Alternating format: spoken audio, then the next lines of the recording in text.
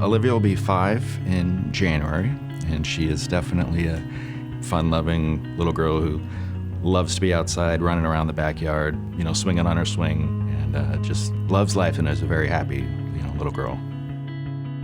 We noticed first a lot of the echolalia, which is kind of that repetitive saying the same thing over and over and over again, and we didn't get any words. We got a lot of kind of prompting where she would take us to what she wanted, whether that was, if it was food related, she would just bring us to the pantry and then just kind of fling our hands up towards it. And at that point in time, it became kind of a guessing game of like, do you want this? Is it this? And she became very frustrated being unable to really communicate what she wants. And same with us as parents. You felt a little helpless when you didn't know what your child was asking for. With Olivia being nonverbal, we knew a speech device would help her greatly. So we went out and purchased our own device and installed this app that gives her voice.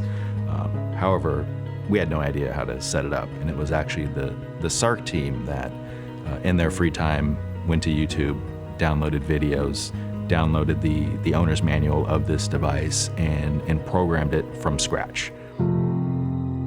What was really fun for us is when she first kind of was able to go through her device and press for something, and she heard the words come up. So if that was V8 juice, and she pressed V8 juice, and she got this big smile on her face, and she's got these big dimples, and she was so proud of herself. And so we were so proud of her, just because I think you could tell she felt really, confident, like, yeah, that's what I want, V8 splash or whatever. And so things like that were huge for us.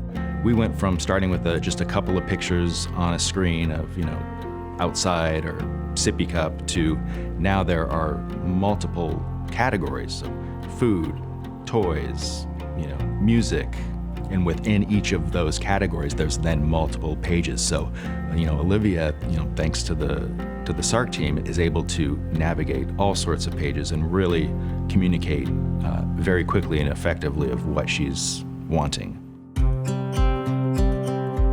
So at the beginning of the pandemic, it was definitely a scary time, not knowing, if we would continue to receive services and what those, services would look like.